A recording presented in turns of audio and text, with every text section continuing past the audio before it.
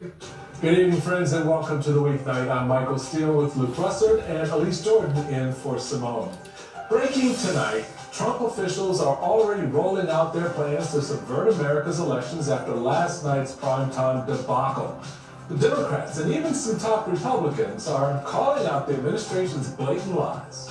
Also breaking, new details on that disastrous meeting Epstein survivors had with Todd Blanche. Plus, a former Trump lawyer is now refusing to meet with the House Oversight Committee to discuss his Epstein ties. Congressman Suhas Subramanian is at the table. And later, our conversation with the U.S. attorney who was appointed by a bipartisan group of federal judges at 8 a.m. on Wednesday morning and then fired by Donald Trump 54 minutes later. But we start with breaking news. Fresh from a primetime speech completely divorced from reality, Donald Trump is now unleashing his lapdog, Homeland Security Secretary Markwayne Mullin, onto state election officials to make sure they comply with his attacks on America's free and fair elections. Today, Mullin sent letters to top election officials in 4 states, citing completely unsubstantiated data about non-citizens on voter rolls. And brand new tonight, Nevada Secretary of State pushed back, saying, quote, "These numbers are wildly speculative," and accused the administration of trying to create, quote, "chaos and doubt." But here's Mullin this morning laying out the stakes for election officials who dare to defy the dear leader. If the election officials, once we gave them the information they need to secure their elections, and they chose not to, then those individuals can also be held accountable by fines, by penalties, and even, depending on how far it goes, prison time. Mullin's threat came just hours after the president recycled his old election conspiracies in that desperate primetime address. Last night, Trump again amplified debunked lies about the 2020 election and that his own courts and his own intelligence agencies have repeatedly examined and rejected. And even though he's been back in power for 18 months with plenty of yes men doing his bidding, he has yet to produce any proof to support his claims. Now, folks, there's a reason Trump is ramping up his attacks on our elections. Americans are turning on him and the Republican Party. It's not complicated. A new Washington Post poll finds just 37% of Americans approve of Trump's job, his performance, what he's doing, while 61% disapprove, don't like it, don't want any parts of it. And he's terrified that voters will reject him this fall, along with the party. Lawmakers from both sides of the aisle seem to see the writing on the wall as well. Instead of focusing on the nation's needs, as always, he nurses his grievances. As always, he centers his own fear of the accountability that he will face when we win decisively this fall. As a Republican, my concern is that it's setting up a Democratic wave election. We should be talking about what matters to the people around the kitchen table. And right now they can't afford their health care, their housing, their groceries, or the gasoline. Tonight, Sky Perryman and Cornel Belcher are with us here at the table. We're glad to have them. I'm just going to start with this notion where the last point was made about what this looks like to the American people and how they're perceiving the storylines and why the numbers are low. If I'm running a political organization, let's say a political party that happens to be in the opposition to all of this crazy, you know what I'm doing? I'm taking Markwayne Mullin's hearing, his senatorial confirmation hearing. I'm taking the hearing of all of Trump nominees and I'm playing how they pledge to uphold the law and do the right thing. And then put up there exactly what they're doing now, right? Because this is the BS line here, where they get out here, they sit in front of Congress, and they spew all this crap about how good they're going to be. Oh, yes, I can stand up to Donald Trump, right? And then when they get the job, when the Senate Republicans confirm them, what do their bony behinds do? They stand in front of microphones like this, and they threaten states, they threaten the electoral process, they threaten the freedoms of the American people. And so that's the drawing line here, folks. At the end of the day, Senate Republicans gave you this.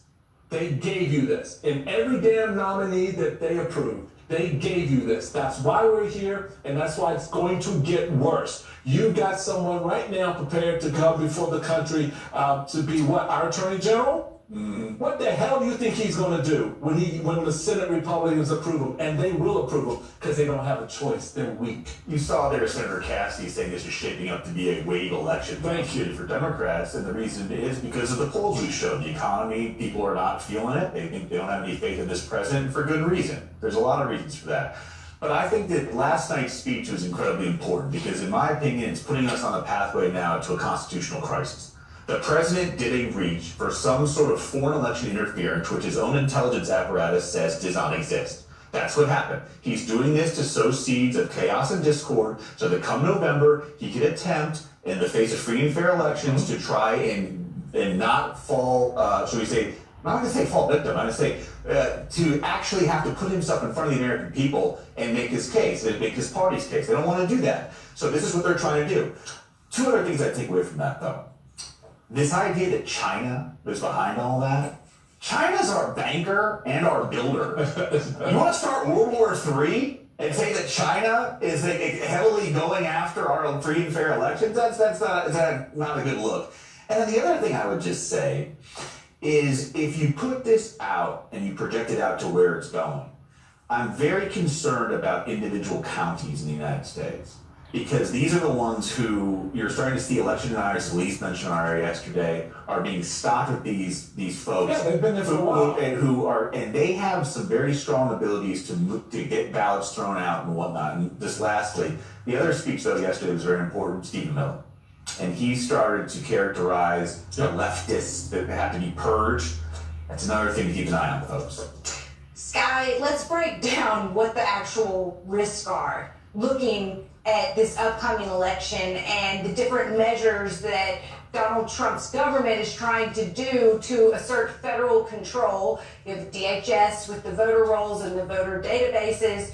What places are you most concerned about in the country when it comes to this next election? Look, we're concerned, but the most prevalent concern is that all the distraction and all the shock and awe and all the intimidating things like a cabinet-confirmed secretary standing up today and threatening to jail people for participating in our elections is going to keep the American people from voting. We're determined to make sure that doesn't happen, but that is the concern, and this feeding of the cycle of today he's going to do this, tomorrow he's going to do this. The bottom line is every federal court that has considered whether Donald Trump gets to take state voter data has said 0. He is 0 for 16, I believe is the count right now.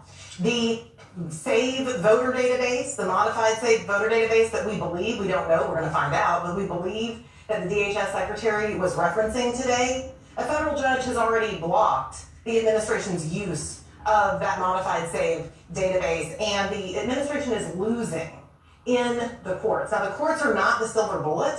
The people are, but a lot of this is a lot of window dressing and a lot of fear mongering in order to try to get the American people not to participate, to think that it doesn't matter. And I think you're going to see millions of Americans. That's not going to happen. But that. Good evening. This is Elza G. Well, you can see what the president. I was looking at the percentage of MAGA that still support Donald Trump. They say it's 98% out of all the evil things that the president have done. These prejudiced white people is still with him 98%. That sounds just like a civil war to me. Think about it. It's July right now. So you got August, and you got September, and you got October, and then you got the election. And the president of the United States is the very one that's trying to overthrow the Constitution of the United States of America. This is the president that didn't even have the decency that put his hand on the Bible when he was sworn in.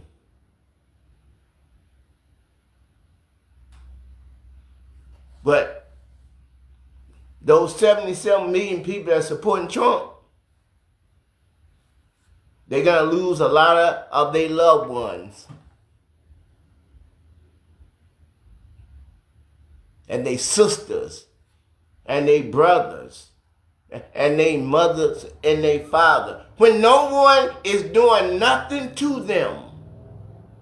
The black and the brown people and the women could care less of what these prejudiced white boys do.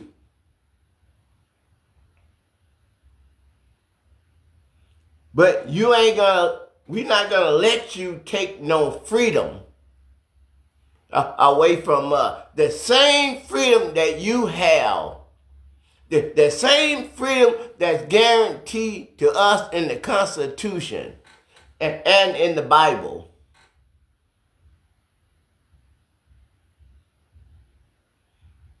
You ain't gonna win this. God is not with you. God ain't never been with evil. God ain't never been with rapists and murderers. God ain't never been with it. And he's not with it now.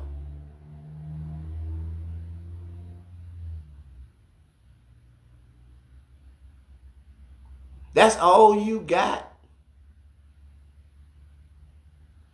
That's all you can hold on to is statues. You definitely can't hold your women. So we know you can't do that.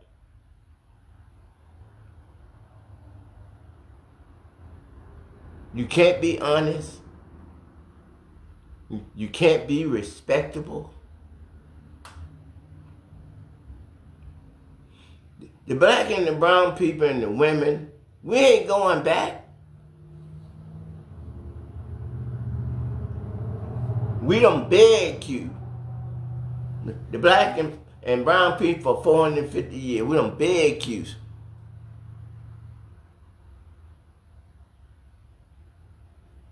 To stand down. We done begged you to do right. You got the same freedom we got. You can live anywhere you want to live. You can buy any kind of car you want to buy. You can buy any kind of house. You can go to any country that you want to go visit, as long as you go through the process. But because you hate black and brown people and you hate women,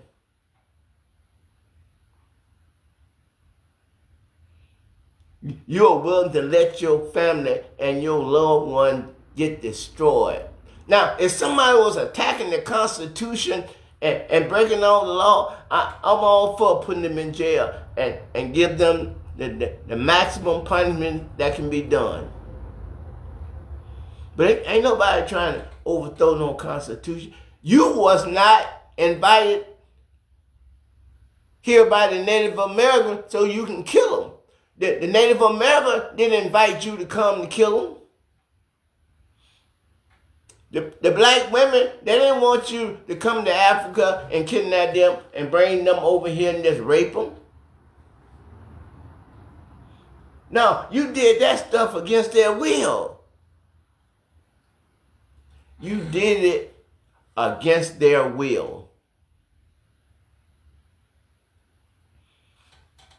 The black and the brown people and the women and the good white people, we ain't doing nothing against the Constitution. We ain't going around breaking no laws. And you ain't gonna break no laws on us either.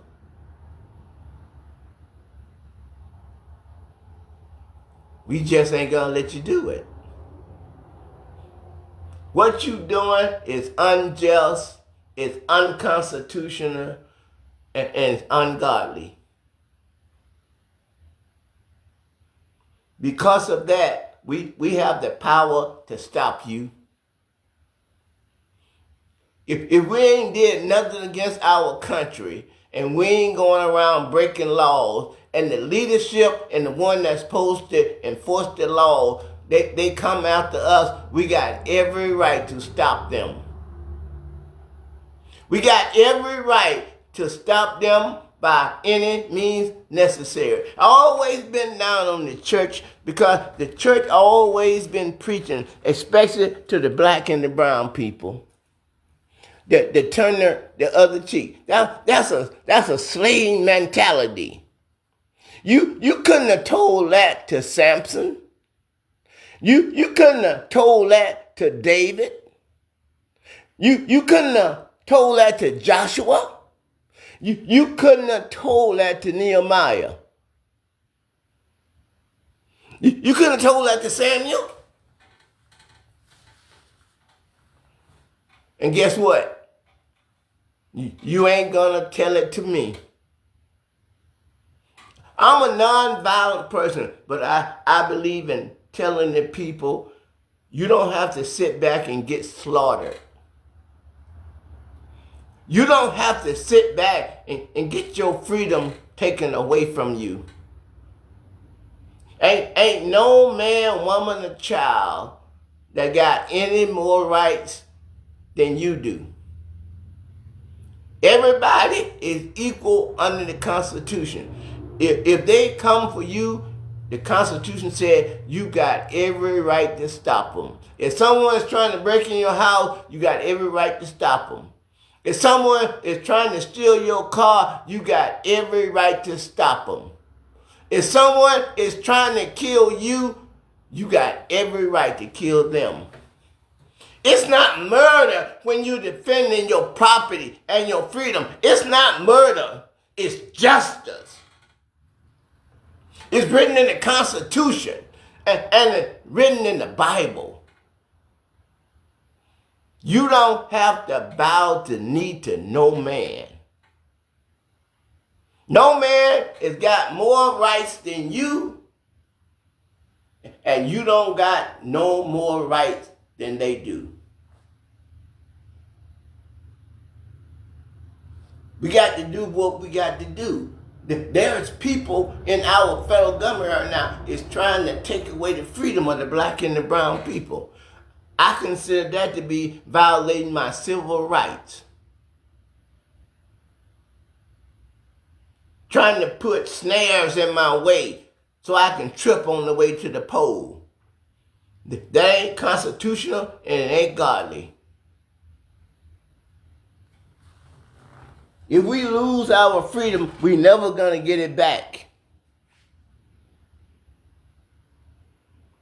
Once you lose a right that you've been had for a couple of 100 years and you let somebody take it away from you, ain't nothing but a coward. And you're a weakling. The Bible tell you and the Constitution tell you, we can't have a dictator or a king. Anyone that's trying to be a king or a dictator, the Constitution commands us to destroy them. The Constitution said we can destroy them. We can form a militia, a well-regulated militia. And we can defend our community. We can defend our churches. We can defend our rallies and everything when we get together. There is not a leader in the Bible that didn't have an army. Abraham, Isaac, and Jacob had an army. Moses and Joshua had an army. Saul had an army. Solomon had an army. Nehemiah built an army. Samson had an army. There's a time to preach. And there's a time for you to stand up for your rights and for you to stand up for freedom and for you to stand up for justice and integrity. The time to do that is right now. If there was ever a hill for you to die on, it would be the hill that we on right now. This is the hill to die on. This is the hill that Christ is going to lead you and guide you through. Just trust in Christ and let Christ lead you and guide you in the way that he would have you to go. Thank you.